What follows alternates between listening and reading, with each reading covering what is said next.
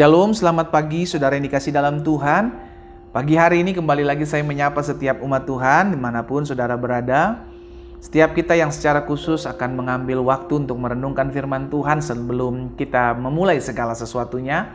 Ataupun saudara yang juga sedang dalam perjalanan nantinya akan merenungkan firman Tuhan ini, saya berdoa sehingga setiap kita boleh tetap terus tinggal dalam kebenaran, karena kebenaran itu yang akan memerdekakan hidup kita. Saudara yang dikasih dalam Tuhan, melalui program Bible and Coffee ini saya juga mengajak setiap umat Tuhan yang merasa sudah terberkati melalui program ini. Saya ajak setiap kita untuk juga menjadi berkat buat setiap orang-orang lainnya. Sehingga bukan hanya kita saja yang menerima berkat Tuhan, bukan hanya kita saja yang dikuatkan, tapi kita juga turut mau membagikan apa yang menjadi firman Tuhan yang kita dapati rema di dalamnya, dan kita dikuatkan. Kita juga mau bagikan itu kepada orang-orang yang kita kenal, keluarga kita, kerabat kenalan kita, dengan membagikan di akun-akun media sosial kita. Kita sudah menjadi perpanjangan tangan Tuhan untuk membawa banyak jiwa, mengingatkan jalan-jalan Tuhan kepada setiap mereka, dan kita juga turut boleh mengambil bagian ini. Kita bersyukur kepada Tuhan sebab kita boleh menjadi perpanjangan tangan Tuhan. Nah, saudara dikasih dalam Tuhan, kita akan kembali merenungkan firman Tuhan. Kita tundukkan kepala, kita berdoa, kita datang kepada Tuhan. Bapa, terima kasih buat hari yang baru. Kami mengucap syukur karena anugerah Tuhan, karena kasih setia Tuhan yang menopang kami, yang menolong kami, yang memampukan kami untuk tetap berdiri tegap menghadapi pergumulan kami, menghadapi masalah kami. Karena kekuatan kami, kesanggupan kami ialah pekerjaan Tuhan. Tuhanlah yang menolong kami, Tuhanlah yang menyertai kami. Sehingga pada akhirnya kalau hari ini kami boleh ada, sebagaimana kami ada, semua karena berkat anugerah Tuhan yang sempurna. Roh Kudus sampaikan sesuatu bagi masing-masing kami. Di dalam nama Tuhan Yesus Kristus kami berdoa. Haleluya. Amin, amin. Nah, saudara yang dikasih dalam Tuhan, dalam Lukas pasal 21 ayat 3 dan ayat 4, saya akan bagikan kebenaran firman Tuhan ini buat setiap kita. Lalu ia berkata, jadi suatu kali Yesus sedang ada di bait Allah, dan Yesus melihat ada satu kejadian dalam sana bagaimana ada orang yang memberikan persembahan dalam bait Allah itu, baik orang kaya maupun janda yang miskin. Dan apa yang Yesus katakan kepada murid-muridnya dalam Lukas 21 ayat 3 dan ayat 4. Lalu Yesus berkata, "Aku berkata kepadamu, sesungguhnya janda miskin ini memberi lebih banyak daripada semua orang itu." Kenapa Yesus menilai seperti itu? Ayat 4, "Sebab mereka semua memberi persembahannya dari kelimpahannya." Perhatikan, tetapi janda ini memberi persembahan dari kekurangannya, bahkan ia memberi seluruh nafkahnya. Jadi saudara yang dikasih dalam Tuhan, yang Tuhan lihat bukan soal berapa banyak persembahanmu. Saya ulangi sekali lagi. Yang Tuhan lihat bukan soal berapa banyak persembahanmu. Tapi mungkin saudara bilang, tapi saya tergerak untuk memberikan banyak. It's good. Engkau memberikan banyak, engkau memberikan sedikit. Yang Tuhan lihat hati. Sama-sama bilang sama saya, yang Tuhan lihat hati saya. Buat apa kita memberikan banyak tapi hati kita penuh dengan persungutan? Buat apa kita memberikan banyak kalau hati kita penuh dengan ngedumel? Kita mulai langsung hitung-hitungan. Aduh Tuhan, saya udah berikan persembahan ya. Awas ya kalau Tuhan gak memberkati toko saya ya. Tuhan, saya udah kasih perpuluhan ya. Awas ya Tuhan kalau gak Tuhan tolong saya ya. Hei, Tuhan itu yang memberi segala sesuatu buat hidup kita. Lalu kita mau atur-aturan sama Tuhan? Nggak dikepret malaikat aja bagus, saudara yang dikasih dalam Tuhan. Iya kan? Jadi ini yang saya mau ingatkan buat setiap kita. Apa sih persembahan itu? Kita menyembah Tuhan dengan apa yang kita beri. Namanya persembahan. Kita menyembah Allah kita dengan apa yang kita beri. Ketika Yesus lahir, 3 orang Majus.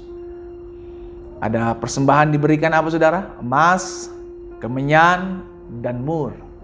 Saudara dikasih dalam Tuhan, itu pemberian yang terbaik. Itu membuktikan bahwa kita mau datang kepada Tuhan dengan tidak tangan hampa. Kita datang kepada Tuhan dengan membawa korban syukur kita. Tapi hati-hati dengan persembahan kita. Kita menyembah Tuhan dengan yang terbaik loh saudara. Tapi orang kaya ini, orang berada ini memberikan persembahan. Memberikan persembahan apa? Dari apa yang menjadi kelimpahannya. Makanya selalu saya bilang sangat mudah untuk orang memberikan sesuatu dari apa yang dia punya. Iya kan? Sangat mudah untuk orang memberi banyak daripada apa yang dia miliki, gitu loh. Dia memiliki kelimpahan dan dia memberi, itu gampang. Kalau kita punya segala sesuatu, kita memberi, itu gampang. Tapi bagaimana ketika kita juga butuh? Lalu kita diberikan kesempatan untuk memberi, untuk menolong orang lain. Padahal kita juga punya kebutuhan.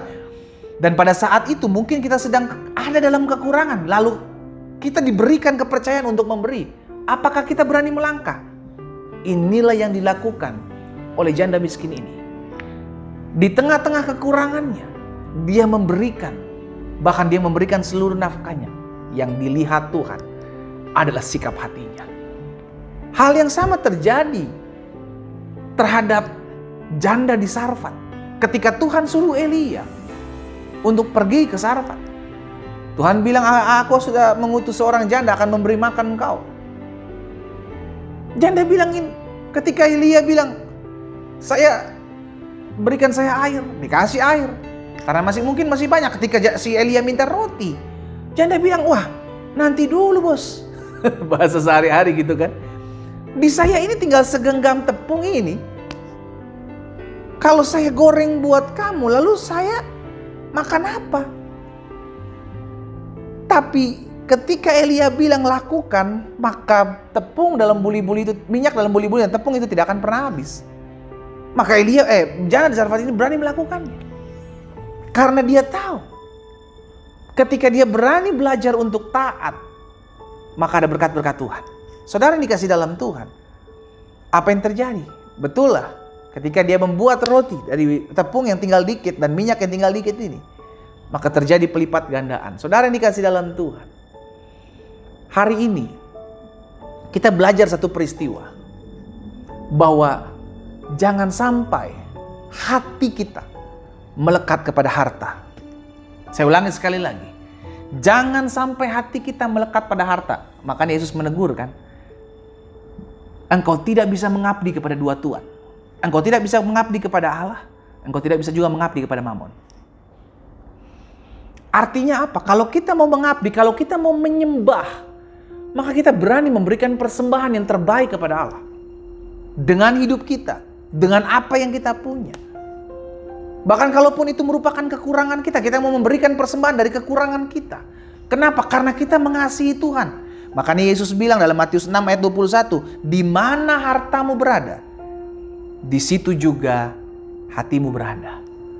Jangan sampai hati kita berada di harta, bukan kepada Allah, Sang Pemberi harta.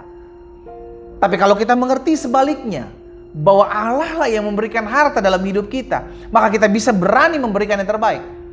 Maka Dia akan memberikan yang terbaik dalam kehidupan kita. Haleluya. Saudara dikasih dalam Tuhan, kita belajar untuk selalu memberikan persembahan, menyembah Allah kita dengan apa yang kita miliki. Karena sesungguhnya yang Tuhan cari adalah hati.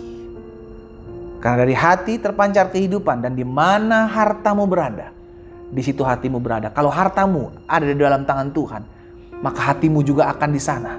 Dan engkau tidak akan mengasihi, engkau tidak akan menaruh hati dan mengikat hatimu dalam harta dunia ini.